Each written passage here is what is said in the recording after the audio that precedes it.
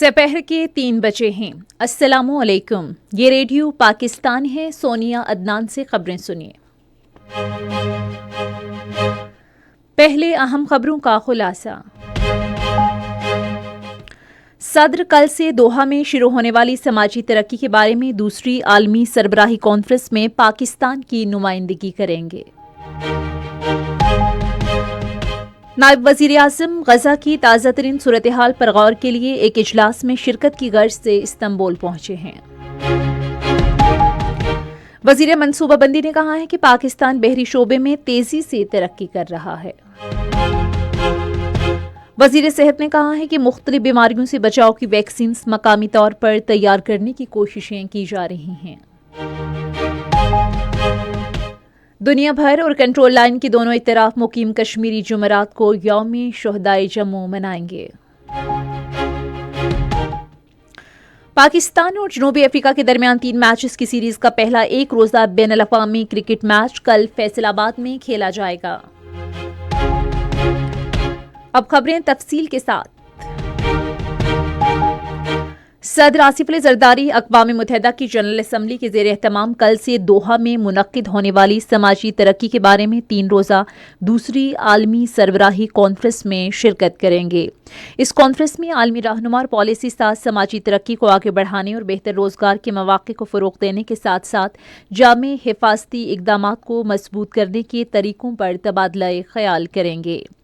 صدر مملکت اپنے خطاب میں پاکستان کے ترقیاتی شراکت داروں اور کثیر جہتی اداروں کے ساتھ مل کر کام کرنے کی خواہش پر زور دیں گے تاکہ چین کے عالمی ترقیاتی اقدام کے تحت جنوبی خطے کے درمیان تعاون، سماجی تحفظ اور ماحول دوست ذرائع سے روزگار کی خاطر قرض کے لیے سماجی یا موسمیاتی تبدیلی جیسے طریقہ کار کے ذریعے مالی اعانت کو متحرک کیا جا سکے۔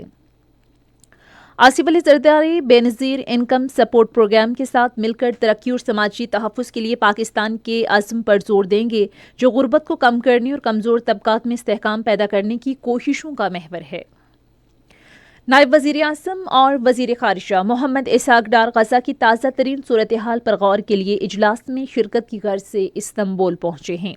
یہ اجلاس ترکیہ کے امور خارجہ کے وزیر حاکان فیدان کی میزبانی میں منعقد ہو رہا ہے۔ ہوائی اڈے پر آمد پر ترکیہ کی وزارت خارجہ کے ڈائریکٹر جنرل پروٹوکول سفیر احمد سیمل میر اوگلو اور پاکستانی سفارت خانے کے حکام نے نائب وزیر اعظم کا استقبال کیا۔ استنبول اجلاس میں پاکستان غزہ میں جنگ بندی کے معاہدے کے مکمل نفاذ، فلسطین کے مقبوضہ علاقے خاص طور پر غزہ سے اسرائیل کے مکمل انخلاء کے ساتھ ساتھ فلسطینیوں کو بلا تعطل انسانی امداد کی فراہمی اور غزہ کی تعمیر نو کی ضرورت پر زور دے گا۔ پاکستان 1967 سے پہلے کی سرحدوں کی بنیاد پر آزاد، قابل عمل اور متصل فلسطینی ریاست کے قیام جس کا دارالحکومت القدس شریف ہو کے لیے اجتماعی کوششوں کی ضرورت کا بھی اعادہ کرے گا۔ منصوبہ بندی اور ترقی کے وزیر احسن اقبال نے کہا ہے کہ پاکستان بحری شعبے میں تیزی سے ترقی کر رہا ہے اور اس کی ساحلی پٹی سرمایہ کاروں کو سرمایہ کاری کے وسیع مواقع فراہم کر رہی ہے۔ وہ آج کراچی میں دوسری پاکستان انٹرنیشنل میری ٹائم ایکسپو اینڈ کانفرنس 2025 کے افتتاح کے موقع پر خطاب کر رہے تھے۔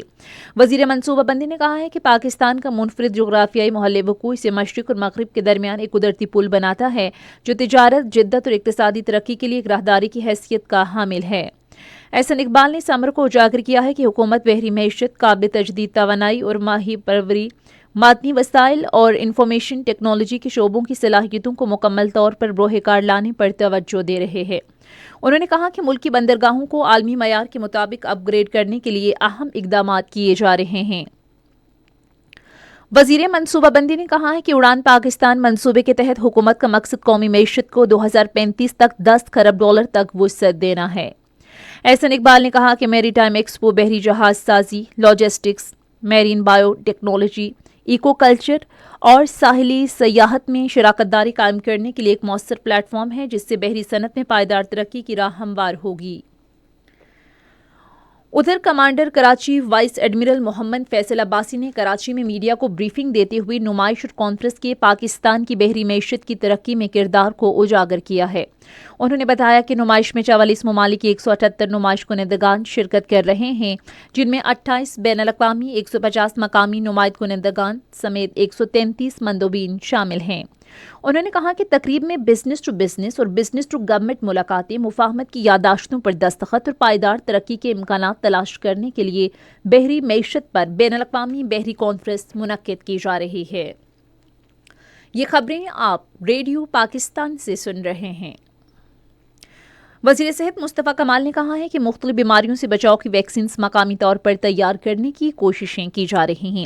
آج اسلام آباد میں ایک تقریب سے خطاب کرتے ہوئے انہوں نے کہا کہ ملک میں مقامی ضروریات کو پورا کرنے اور برآمد کے لیے ویکسین تیار کرنے کی صلاحیت موجود ہے۔ انہوں نے کہا کہ اس سلسلے میں مختلف ممالک کے ساتھ رابطے جاری ہیں۔ وزیر صحت نے یہ بھی بتایا کہ صحت سے متعلق شکایات کے لیے ایک مربوط نظام متعارف کرایا جا رہا ہے، جس کے تحت عوام صحت سے متعلق شکایات 4 ہندسوں کے نمبر کے ذریعے درج کرا سکیں گے۔ انہوں نے یونیورسل ہیلتھ انشورنس اسکیم کی ضرورت پر زور دیتے ہوئے کہا کہ اس سے صحت کے بجٹ کو کم کرنے میں مدد ملے گی۔ وزیر داخلہ محسن نقوی نے آج لاہور میں پاکستان مسلم لیگ کے صدر چودھری شجاعت حسین کی رہائش گاہ پر گئے۔ ملاقات کے دوران وزیر داخلہ نے چودھری شجاعت کے بہنوئی جاوید چٹھا کے انتقال پر اظہار تعزیت کیا۔ انہوں نے فاتحہ خوانی کی اور سوگوار خاندان سے اظہار ہمدردی کیا۔ وزیر داخلہ محسن نقوی نے چودھری شجاعت حسین کو داخلی سلامتی کے لیے کیے گئے تازہ ترین اقدامات سے بھی آگاہ کیا۔ چودھری شجاعت نے اس حوالے سے اطمینان کا اظہار کرتے ہوئے وزارت داخلہ کی کوششوں کو سراہا۔ دونوں رہنماؤں نے مادر وطن کے شہداء کو ان کی عظیم قربانیوں پر خراج عقیدت پیش کیا۔ سعودی عرب کی باکفائد ایئر لائن فلائی ڈیل نے لاہور کے لیے پروازیں شروع کر دی ہیں۔ پاکستان اور سعودی عرب کے درمیان فلائی ڈیل کی ہفتہ وار 2 پروازیں کراچی، اسلام آباد، پشاور اور سیالکوٹ سمیت 5 شہروں سے چلیں گی۔ سکھ مذہب کے بانی بابا گرو نانک دیو جی کے 556ویں جنم دن کی تقریبات آج شروع ہو گئی ہیں۔ پاکستان اور بیرون ملک سے سکھ یاتری اپنے پہلے گرو کے جنم دن کی تقریبات میں شرکت کے لیے ننکانہ صاحب میں جمع ہو رہے ہیں۔ بھارت سے 2000 سے زائد سکھ یاتری بھی کل واہگہ بارڈر کے ذریعے پاکستان پہنچ رہے ہیں۔ بابا گرو نانک کے جنم دن کی مرکزی تقریب بدھ کو گردوارہ جنمستان ننکانہ صاحب میں ہوگی۔ ننکانہ صاحب کی ضلع انتظامیہ نے سکھ یاتریوں کی سہولت کے لیے جامع انتظامات کیے ہیں۔ دنیا بھر اور کنٹرول لائن کے دونوں اطراف مقیم کشمیری جمعرات کو یوم شہدائے جموں منائیں گے۔ یہ دن منانے کا مقصد اقوام متحدہ کی جانب سے ان کے تسلیم شدہ حق خود ارادیت کے حصول کی جدوجہد جاری رکھنے کے عزم کا اعادہ کرنا ہے۔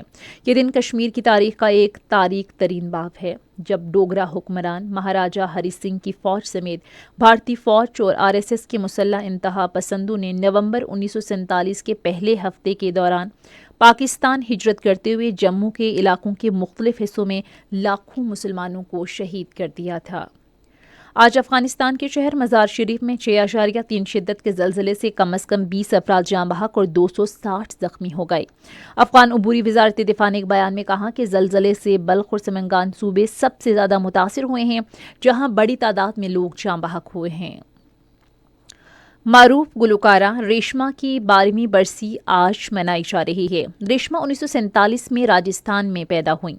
بلبل صحرا کے نام سے مشہور لوک گلوکارہ کو ستارہ امتیاز اور لیجنڈز آف پاکستان سمیت پاکستان کے متعدد قومی اعزازات سے نوازا گیا۔ وہ 2013 میں آج کے روز لاہور میں انتقال کر گئیں۔ ریڈیو پاکستان دوپہر 4:05 پر اپنے قومی نشریاتی رابطے پر لوک گلوکارہ ریشما کی برسی کے سلسلے میں ایک فیچر پروگرام نشر کرے گا۔ پاکستان اور جنوبی افریقہ کے درمیان 3 میچز کی سیریز کا پہلا ایک روزہ بین الاقوامی کرکٹ میچ کل فیصل آباد میں کھیلا جائے گا۔ میچ دوپہر 3 بجے شروع ہوگا۔ اور اب جانیں گے موسم کا حال۔ محکمہ موسمیات کی پیشگوئی کے مطابق آئندہ 12 گھنٹے کے دوران ملک کے بیشتر حصوں میں موسم خشک جبکہ پہاڑی علاقوں میں سرد رہے گا۔ اس دوران پنجاب کے زیادہ تر اضلاع میں اسموک چھائی رہے گی۔ آج ریکارڈ کیا گیا بعض اہم شہروں کا زیادہ سے زیادہ درجہ حرارت کچھ یوں ہے: اسلام آباد 27 ڈگری سینٹی گریڈ، لاہور اور پشاور 28، کراچی 33، کوئٹہ 19، گلگت اور مری 20، مظفر آباد 24، جبکہ سری نگر 20، جموں 28 اور لیہ میں 8 ڈگری سینٹی گریڈ ریکارڈ کیا گیا۔ اور اسی کے ساتھ ہی خبریں ختم ہوئیں۔ مزید خبروں اور تجزیوں کے لیے آئیے ہماری ویب سائٹ پر radio.gov.pk اور فیس بک کے link radio Pakistan news official پر براہ راست ویڈیو سٹریمنگ بھی ملاحظہ کیجیے۔